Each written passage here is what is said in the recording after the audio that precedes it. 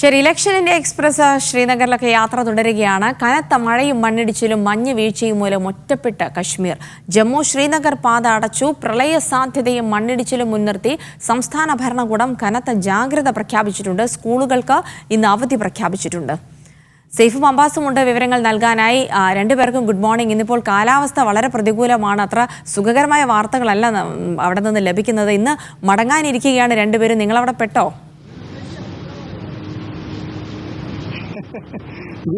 Very very good morning. ഞങ്ങൾ പെട്ടോന്ന് ചോദിക്കരുത്. ഞങ്ങളങ്ങനെ പെടുന്ന രണ്ടാളുകളല്ല.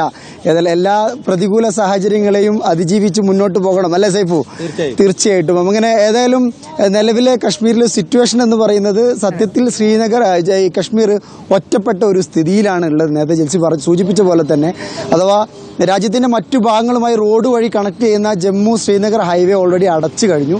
അപ്പോൾ നിരവധി യാത്രക്കാർ അവിടെ കുടുങ്ങിക്കിടക്കുകയാണ്. ചരക്ക് നീക്കം സ്തംഭിച്ചിട്ടുണ്ട്. അതുപോലെ ഈ മേഖലയിലൊക്കെ വലിയ ലാൻഡ് സ്ലൈഡുകളൊക്കെ ഉണ്ട്. അതേപോലെ ഇന്നലെ നല്ല കനത്ത മഴയുണ്ടായിരുന്നു. മഞ്ഞുള്ള ഏരിയകൾ നല്ല മഞ്ഞ് വീഴ്ചയുണ്ടായിരുന്നു. മൊത്തത്തിലൊരു പ്രതികൂല കാലാവസ്ഥയാണുള്ളത്.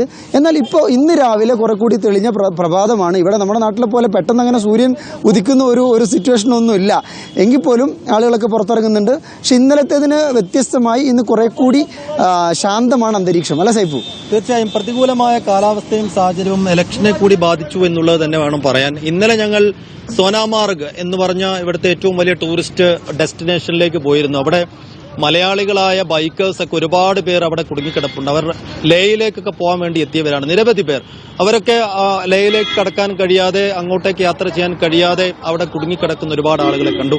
ഇനിയിപ്പോൾ തെരഞ്ഞെടുപ്പിന്റെ കാര്യത്തിലേക്ക് വരികയാണെങ്കിൽ അനന്ത്നാഗ് രജൌരിയിലാണ് ഇനി ഏറ്റവും ആദ്യം ജമ്മുകാശ്മീരിൽ ഇലക്ഷൻ നടക്കുന്ന ഒരു മണ്ഡലം എന്ന് പറയുന്നത്. ഏറ്റവും ജമ്മുകാശ്മീരിലെ മൊത്തം 5 സീറ്റുകൾ എടുത്തു കഴിഞ്ഞാൽ അതിൽ ഏറ്റവും കൂടുതൽ വലിയ ആവേശകരമായ പോര് നടക്കുന്ന ഒരു മണ്ഡലം കൂടിയാണ് അനന്ത്നാഗ് രജൌരി. അവിടെ PDPക്ക് വേണ്ടി മെഹബൂബ മുഫ്തി മത്സരിക്കുന്നു എന്നുള്ളത് കൂടിയാണ്. മാത്രമല്ല അവിടെ വലിയ സസ്പെൻസ് നിറഞ്ഞൊരു മത്സരം കൂടിയാണ്. എന്ന് വെച്ചാൽ BJP അവിടെ കാൻഡിഡേറ്റിനെ നിർത്തിയിട്ടില്ല. എന്നാൽ PDPക്ക് അവർ പിന്തുണ നൽകുമെന്നുള്ള സൂചനകളുണ്ട്. അതിലൊരു വ്യക്തത വരുത്തിയിട്ടുമില്ല. PDP മെഹബൂബ മുഫ്തിയും BJPയുടെ പിന്തുണ സ്വീകരിക്കാൻ വേണ്ടിയുള്ള ശ്രമങ്ങളൊക്കെ നടത്തുന്നുണ്ട്. അതേസമയം BJP ഇവിടുത്തെ പ്രത്യേക പദവി, ജമ്മുകാശ്മീരെ പ്രത്യേക പദവി എടുത്തു കളഞ്ഞതിലൊക്കെ വലിയ രോഷം പ്രത്യക്ഷത്തിൽ അവർ കാണിക്കുന്നുണ്ട്. എന്നാൽ BJPയുടെ പിന്തുണ അവർക്ക് വേണം താനും. അങ്ങനെ അനന്ത്നാഗ് രജൌരി തന്നെയാണെന്ന് തോന്നുന്നു, അല്ലേ? ഏറ്റവും വലിയ അടുത്ത തവണ ഇലക്ഷനിലെ ഹോട്ട് ടോപ്പിക് എന്ന് പറയുന്നത് അനന്ത്നാഗ് രജൌരി ആണെന്ന് തീർച്ചയായിട്ടും പറയാം. നമ്മൾ കുറെ കൂടി ഇലക്ഷൻ വിശേഷങ്ങളിലേക്ക് വരും, ബുള്ളറ്റുകളൊക്കെ നമ്മൾ വരും.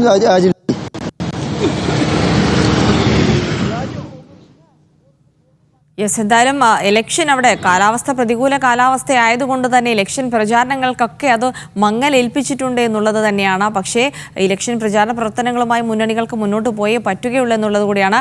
ഒപ്പം തന്നെ സൈഫ, ഈ ഇലക്ഷൻ വാർത്തകളുമായി ബന്ധപ്പെട്ട് പറയുമ്പോൾ നമ്മൾ ഇന്നിപ്പോൾ എനിക്ക് തോന്നുന്നു നിങ്ങൾ രണ്ടുപേരും ഡൽഹിക്ക് മടങ്ങാനിരിക്കുകയാണ്. അബ്ബാസ് ആണെങ്കിൽ ആദ്യമായിട്ട് ഫ്ലൈറ്റിൽ കയറുന്നതിൻ്റെ ഒരു എക്സൈറ്റ്മെന്റിലാണെന്നും കേട്ടു. ഇതൊക്കെ ഉള്ളതാണോ? ഇന്നലെ സൈഫുദ്ദീൻ അത് വിളിച്ചക്കാര്യം പറഞ്ഞു എന്ന് തോന്നുന്നു, അല്ലേ? അപ്പൊ എനിക്ക് അങ്ങനെ ഒരു ചതി ഇതിന്റെ പിന്നിൽ ഒളിഞ്ഞിരിക്കുന്നുണ്ട് എന്ന് എനിക്ക് തോന്നുന്നു. സൈഫു, പൂക്കയിൽ നാളെ ഒരു ബോർഡും കൂടി വരാൻ പോകുന്നു. പൂക്കയിലെ ജംഗ്ഷനിൽ 3ാമത്തെ ബോർഡ്. ആദ്യമായി കന്യാകുമാരി കണ്ടു, ആദ്യമായി 2ാമത്തെ ഒരു ബോർഡ് നാളെ മുതൽ. അതായത് അബ്ബാസ് ആദ്യമായി വിമാനത്തിൽ യാത്ര ചെയ്യാൻ പോവുകയാണ്. ഇതുവരെ എന്നോട് റൂമിൽ നിന്ന് ഇറങ്ങി ഇതുവരെ വിമാനത്തിൽ യാത്ര ചെയ്യുന്നതിന്റെ മാർഗങ്ങൾ, അതിൽ എന്തൊക്കെയാണ് നമ്മൾ നിബന്ധനകൾ എന്തൊക്കെയാണ്, അതൊക്കെ ചോദിച്ച് മനസ്സിലാക്കിയിരുന്നു. ഭയങ്കര എക്സൈറ്റിംഗ് ത്രില്ലിലാണ്. അതെ, ഞാൻ എന്താ പറയുക, ഈ വിമാനയാത്രയുടെയും അതേപോലെ ഖത്തർ അനുഭവങ്ങളുടെയും ഒക്കെ വേറെ ആരും ഇല്ലല്ലോ. ഇതൊക്കെ കേട്ട് മടുത്തി. അത്രയും വലിയ തള്ളാണ് തള്ളിയിരിക്കുന്നത്. ശരി, എന്തായാലും നമുക്ക് അവിടെ തെരഞ്ഞെടുപ്പ് പ്രചാരണം ഈ പ്രശ്നത്തിലാണ്. കാരണം ഈ ചൂടിങ്ങനെ അല്ലെ, തണുപ്പ് വല്ലാതെ തണുപ്പും ഒപ്പം തന്നെ ഈ മണ്ണിടിച്ചിലും ഒക്കെ ഉണ്ടാക്കിയൊരു പ്രശ്നങ്ങളുണ്ട്. അതുകൊണ്ട് തന്നെ പ്രചാരണം നമ്മുടെ കേരളത്തിലെ പോലെയൊന്നും അങ്ങനെ ചൂട് പിടിച്ചിട്ടില്ല എന്നാണോ പറയുന്നത്? അല്ല, അത് മാത്രമല്ല, ഇവിടെ ഒരു പ്രശ്നം എന്ന് പറയുന്നത് നമ്മുടെ നാട്ടിലെ പോലെ വളരെ ഡെൻസ്ലി പോപ്പുലേറ്റഡ് ആയിട്ടുള്ള ഒരു ഏരിയ അല്ല. ഒരു ഭാഗത്ത് കുറേ ഒരു ഗ്രാമം, വില്ലേജുകൾ എങ്ങനെയാണ് ഇതിൻ്റെ സിസ്റ്റം എന്ന് പറയുന്നത്. അപ്പോൾ ഒരു സ്ഥലത്തേക്ക് ഒരു സ്ഥാനാർത്ഥി, ഇന്നലെ നമ്മൾ സോനാമാർഗിലേക്ക് പോകുന്ന സമയത്ത് ഒരുപാട് ആളുകളുമായിട്ട് നമ്മൾ അവിടുത്തെ പ്രദേശവാസികളുമായിട്ട് നമ്മൾ സംസാരിക്കുന്നുണ്ട്.